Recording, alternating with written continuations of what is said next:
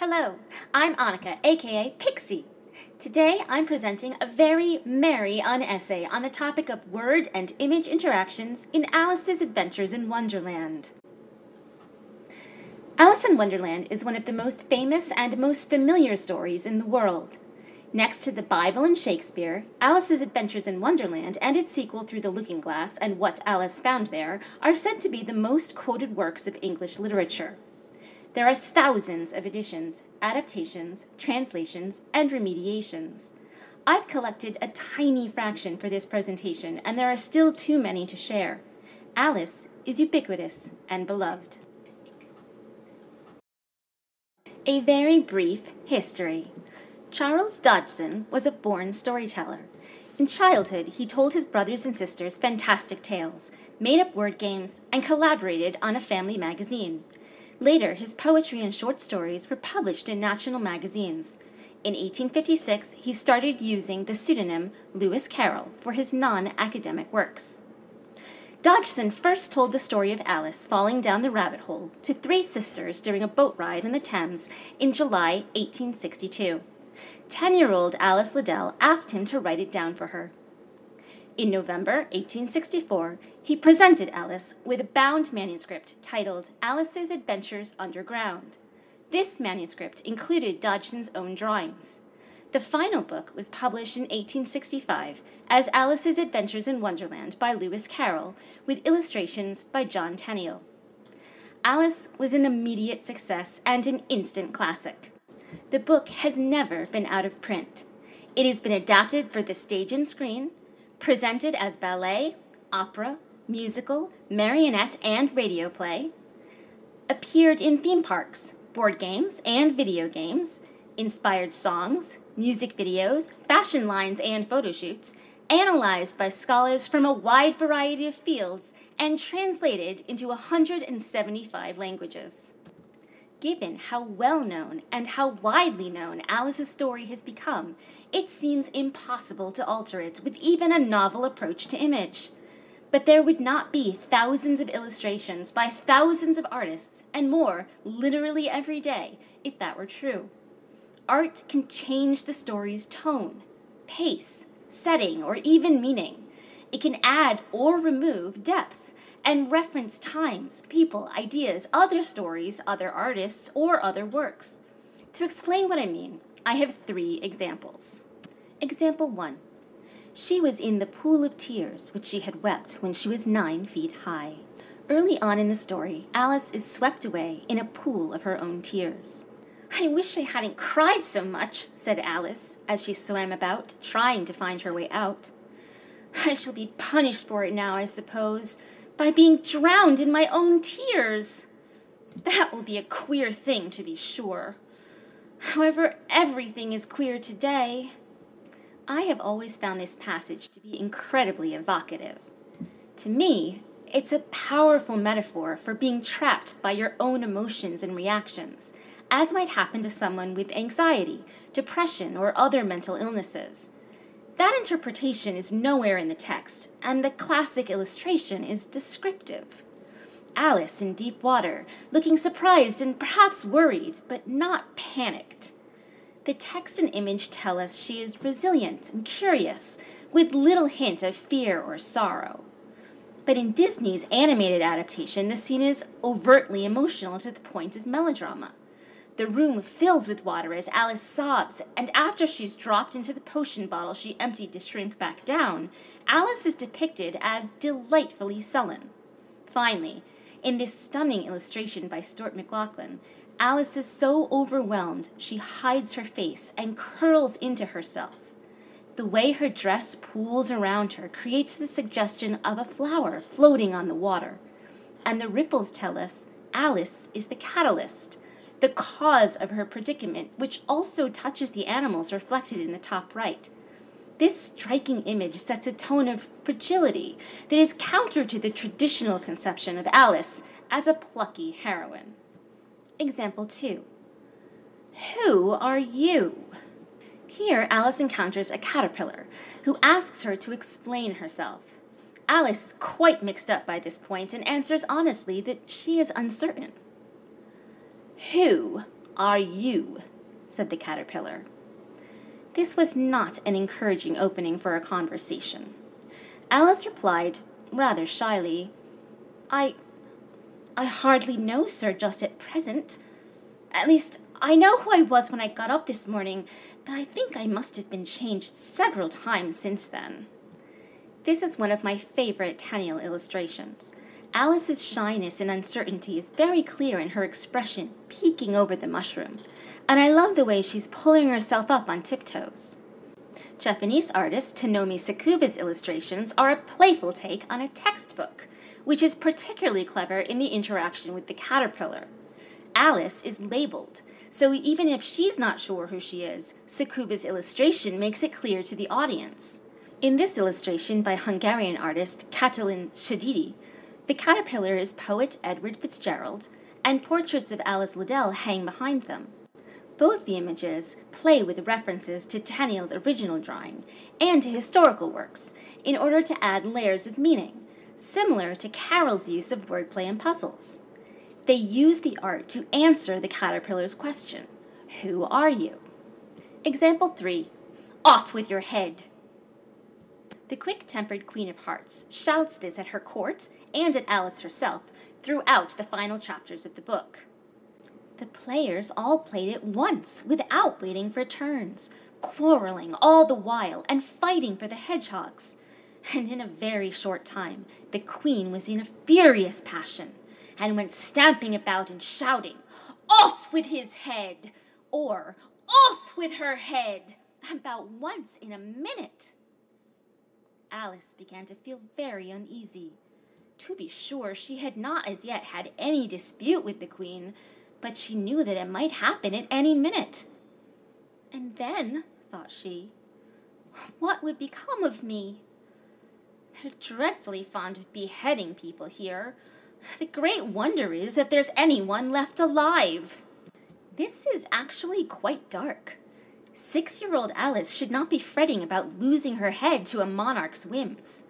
But the book is so full of wordplay, the Queen is so broad, and there is such a veil of unreality to Wonderland that the reader is distracted or even trained by the text to think of the command as absurd and not scary. Alice is unbothered in Tenniel's illustration. But in this page by Italian artist Davide L. Mariscotti, Alice is worried and trying hard not to tumble the house of cards. The Queen is depicted as a dominatrix. But David Hall takes it to a direction that is both extreme and obvious. He includes a guillotine. These images change the tone of the text by making the threat of violence explicit. They are also broad and over the top, but they do not allow us to forget the severity of the text. Now that we understand how image can affect text, I've chosen one passage to examine in depth. In Chapter 4, The Rabbit Sends in Little Bill, Alice once again sips an unknown liquid that transforms her body. She grows so large, she fills the rabbit's house. She went on growing, and growing, and very soon had to kneel on the floor. In another minute, there was not even room for this, and she tried the effect of lying down with one elbow against the door and the other arm curled round her head. Still, she went on growing, and as a last resource, she put one arm out of the window and one foot up the chimney, and said to herself, "Now I can do no more. Whatever happens, what will become of me?" While trapped by the house, Alice wonders if the excitement and adventure of going down the rabbit hole is worth all the confusion and danger. She argues with herself back and forth. When I used to read fairy tales, I fancied that kind of thing never happened, and now here I am in the middle of one. There ought to be a book written about me. That there ought. And when I grow up, I'll write one. But I'm grown up now, she added in a sorrowful tone. At least, there's no room to grow up any more here. But then, thought Alice, shall I never get any older than I am now? That'll be a comfort one way, never to be an old woman. But then, Always to have lessons to learn. Oh, I shouldn't like that. Alice is a young girl, but the book ends with a passage about her future as a proper Victorian woman keeping house for her family. Her size fluctuates throughout the story, and in this passage is explicitly linked to growing up, both physically, as with puberty, and socially. The rabbit, with his white gloves, his maid, his business, and his anxiety about rules, evokes a Victorian gentleman, the type that Alice might marry. And here she grows so big, so fast, that the rabbit's house constrains her movement and her happiness.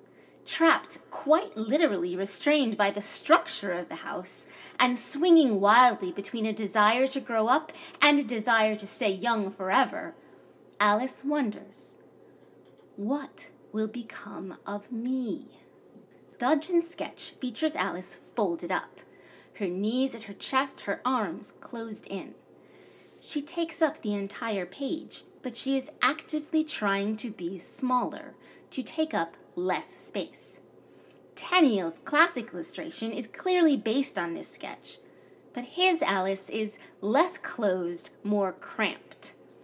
In Tenniel's drawing, Alice is constrained by the house, not the page, and not herself. The differences between these two images are subtle, and can be explained as differences in skill. Tenniel's is a more direct representation of the text. But I prefer the original. It suggests that the book itself is the Victorian house that traps Alice's curiosity and will, and so it does for some time. The intense popularity of Alice's adventures in Wonderland provides Alice longevity and notoriety, but not without a cost. Curious and willful Alice will never grow up and write a book from her own point of view. Nor will she grow up to fight or accept her place in society. In both cases, the story is already written by the men who rule and shape her world, and the choice was made to trap her within the becoming, to disallow her to grow up at all. Alice is an amalgam of real little girls, and Wonderland is an inverted fantasy of Victorian England. In Wonderland, Alice is free to question, to argue, to plot to write her own story, and to be mad, but only within the confines of the book. Carroll captures that tension of young womanhood in the text and in his sketch, that feeling that we are giant vessels of possibility, trapped by the strict parameters of a society that wants to control our bodies and ourselves. The other classic illustration of this scene is from the exterior of the house. The original sketch and Tenniel's version show Alice's giant arm reaching out the window toward the rabbit. Alice is thus depicted as a monster. In Victorian times, gender was strictly delineated, and any suggestion of women's empowerment was considered a danger to society. In response, art often depicted women with power as dangerous and monstrous.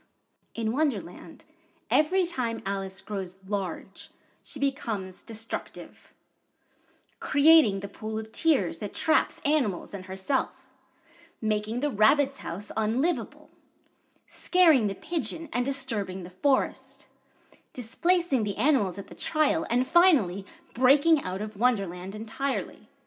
When Alice has power, she is a danger to herself and others. Disney's animated film Alice in Wonderland premiered in 1951.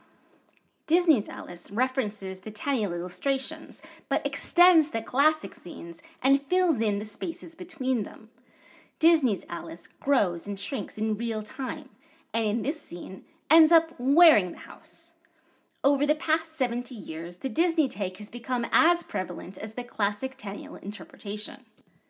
The rabbit's house incident is centered on space, and so are traditional gender roles. Girls are socialized to take up less space. Alice is a clever and imaginative child whose innate curiosity causes most of her adventures. but she is polite and generally obedient. She enters the rabbit's house on orders to retrieve his gloves and fan because the rabbit mistook her for his servant, Marianne. This suggests that girls are interchangeable to busy gentlemen. But Alice doesn't correct him, and despite her expressed annoyance at being ordered about, she accepts the task. Moreover, only when the rabbit decides to burn the house down to get rid of the monster does she even raise her voice loud enough for the rabbit to hear her. Alice is conditioned and constrained by the mores of her society to stay small and quiet. Alice gets increasingly frustrated as she goes about Wonderland and experiences more and more situations that do not fit in with her traditional understanding of the world. There is safety and comfort in order and rules. But again, only by finally shouting and fighting back against the absurdity of the Queen's trial does Alice escape. There is a constant contrariness built into the story and into Alice herself that inspired many artists over the last 150 plus years. Willie Pogany's quote-unquote flapper Alice does not fill the space as much as Tenennials does. She is clearly too big for the house, but it is because her limbs are ungainly and she's not sure where to put them. This Alice seems older than 6 and is a closer representation of puberty. Flappers, too, represented the new woman who openly opposed conventional standards of behavior, choosing to be more visible, to take up more space than was allotted them by society. Ralph Steadman's Alice comes across angry due to her sharp expression and slanted eyebrows. Although covered by her hair, there is the hint of a pout in her expression. Her hair is loose and long, and her full dress takes up space. In the window, there's an ad for a room rental. This one detail adds new color to her story. Instead of a Victorian household, Alice is renting a London flat, presumably by herself, and yet is still not free. Now she has to practice adulting on her own. Camille Rose Garcia's colorful take makes her monstrous and trapped at once. She is destructive and distraught, with mascara tears, or are they living lashes? The pattern of her underskirts create the effect of a vortex, a rabbit hole within the rabbit hole, and the butterfly in the top right corner could also be a scaly dragon wing or Jabberwocky wing coming out of Alice's head. These 3 images clearly reference the original and present as nearly the same frame, yet they deliver a completely different vibe. These 2 examples of Alice in the midst of growing display a sense of movement despite the still image. Peake's Alice is contracting. She looks up at the ceiling and realizes she's going to hit it, so she makes herself smaller in order to accommodate the space provided to her. Hahn's Alice is expanding, filling the space, and knocking over the furniture. They depict the same moment and in similar styles, but hint at different themes. Published in 1946, Peake's contracting Alice brings to mind women being let go from their wartime factory jobs to make way for men returning from the front. Hahn's expanding Alice was published in the midst of the second-wave feminism movement, and she takes up more space and pushes against the walls of the house and the rabbit's patriarchy. Here again, the structure of the art is the same, but to different effect. Broger's illustration is an excellent expression of puberty. Her Alice is all limbs and discomfort, and she's actively pushing against the wall. Clark's Alice, like Peake's and like Carol's, is folding herself up, and her expression is passive, especially compared to the others. Cézanne's manga-style Alice stares out of the page, directly at the reader, conveying a sense of urgency. This image was created 150 years after the original sketch, but it evokes the same tension. The house is the book is society, and regardless of how the rules governing the lives of girls and women change, she will always be trapped within them. Finally, as a bridge to our next theme, here are 3 artists who depict Alice explicitly within the frame of the house. These images highlight that Alice is fully trapped in an uncomfortable position. Our first monstrous Alices recreate the classic illustration. Newell's take is focused on the rabbit and Bill, and Alice is not a threat, merely large. All the others depict Alice as an active participant in the scene. Often, she is a direct threat to the rabbit. Dali's take includes a caterpillar and butterflies, a kind of mashup of the scenes about Alice's growth. His colors are incredible here and convey femininity and potentially sexuality. It's not uncommon for Little Bill the Lizard's ejection from the chimney to show up in the art, as in these images. I especially like the line of anthropomorphic animals gazing on Alice stuck in the house, as if she was a zoo animal, as depicted in the Kanzi illustration. Alice wearing the house is also a popular take that can be presented in many different ways and to different effect. It can be charming. Grandin's Alice might as well be walking a fashion runway, while Knott's could be having a picnic. Or it can be alarming.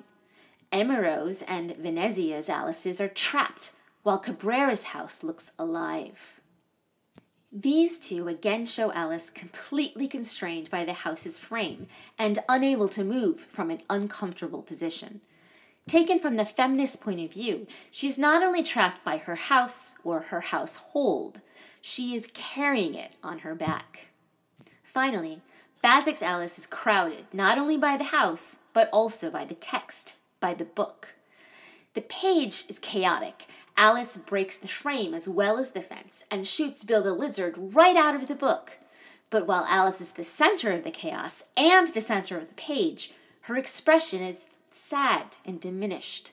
This reflects the argument Alice has with herself. She's trapped as the monster. Illustrations can also be used to challenge our conception of the text by altering Alice's default identity as a young, white, upper-class girl.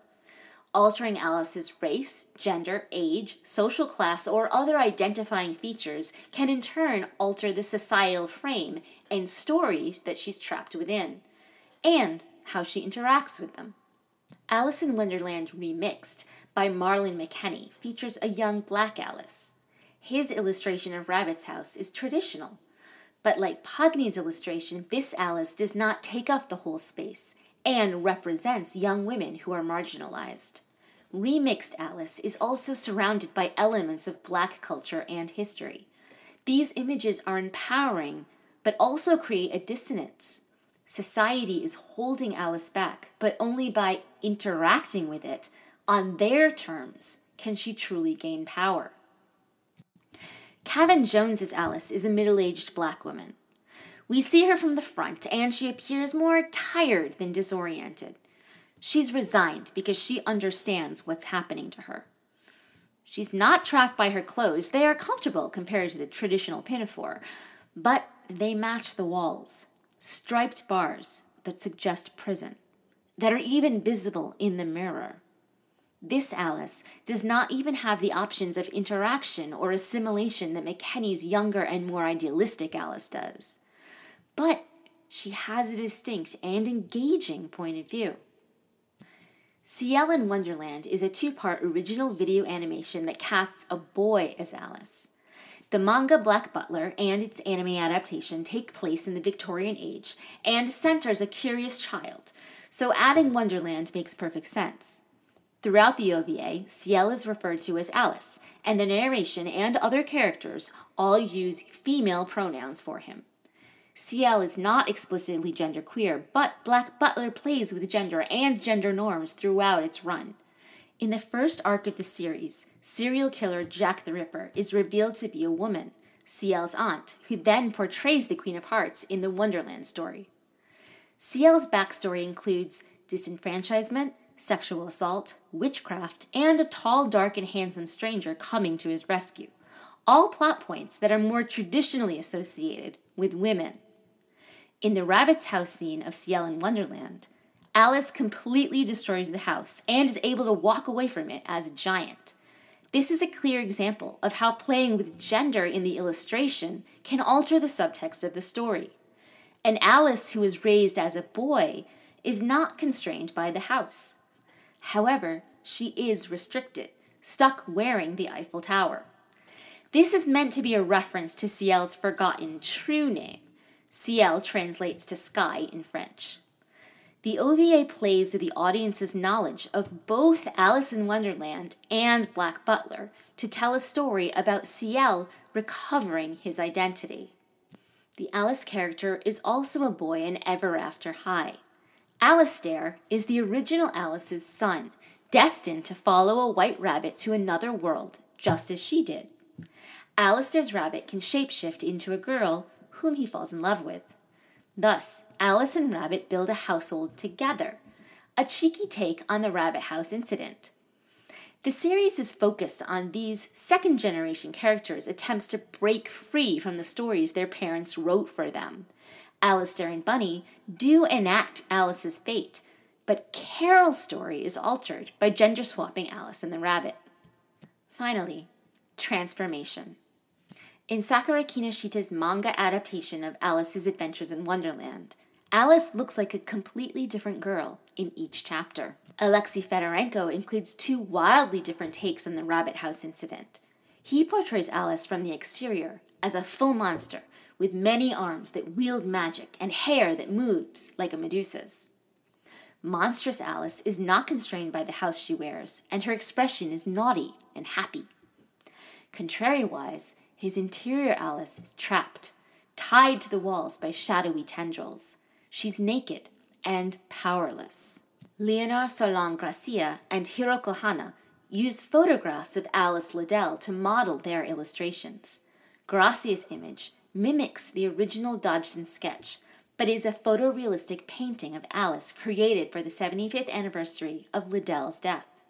Hiroko presents a version of the traditional image, but uses perspective to make Alice look quite small despite being trapped by the house. Her other illustration similarly presents Alice as still smaller than the whole of the house, but here she has broken it and sits as if on a throne with a cheeky expression turned to the audience. Anna Helsgaard and Christian Gefeller created an art page for each chapter of the book. The rabbit sends in Little Bill is very abstract, but the pieces of the scene are still there. Adriana Pelliano has created many works based on Alice and on the Rabbit's House scene. These three each provide a different take on the story, using Tenniel's art as well as photography and collage. The Penrose Triangle is an optical illusion that can be depicted as a perspective drawing, but cannot exist as a solid object. Pelliano places Tenniel's Alice in the center of it. Her other Alices are models. On the left, Alice is fully trapped in the house, folded up on herself and hiding her body, her face. On the right, Alice is stuck in a small space, but she is open and surrounded by light and images of transformation. To me, both of these takes read as analogies for puberty. Left Alice is scared and ashamed. Right Alice is interested and excited. I find Anna Gaskell Solomon's photograph disturbing, but also riveting. There are three Alices jumbled together in a pile that could be innocent or could be an assault. This absolutely plays with the idea of Alice as a metaphor for puberty and all the physical and emotional changes that it brings. Alice makes for a playful photo shoot. The first two examples are traditional, recreating the original illustrations. The second two make more of a statement. Both Coke's and Walker's Alices are displaying power. Coke's Alice is mimicking Tenniel's art, but her blank expression and the way she creeps over and through the house lends a dangerous sheen. To me, she seems diabolical, perhaps murderous. Walker's Alice, meanwhile, is taking up space, purposefully making herself wider, bigger, and she has the same nonplussed expression, dreamy even. Hysteria was the most frequently recorded mental illness of women during the Victorian period. The list of diagnostic symptoms was long and broad.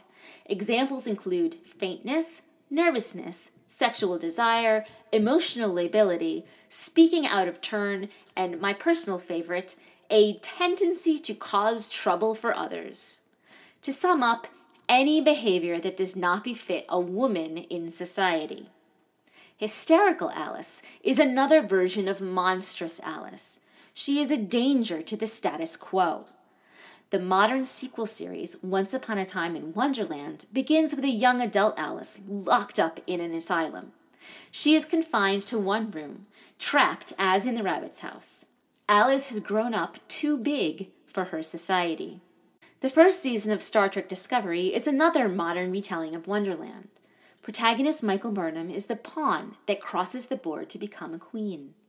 She travels by way of magic mushrooms that create portals through time and space, and must cross over to a mirror universe and back in order to save her reality. She is consistently punished by her society, Starfleet, for a tendency to cause trouble for others. These images were used to promote their series, and they directly reference Alice being constrained by her size in relation to her surroundings. Finally, my son and I each created our own art, casting ourselves as Alice in the rabbit's house. I hope that these images speak for themselves.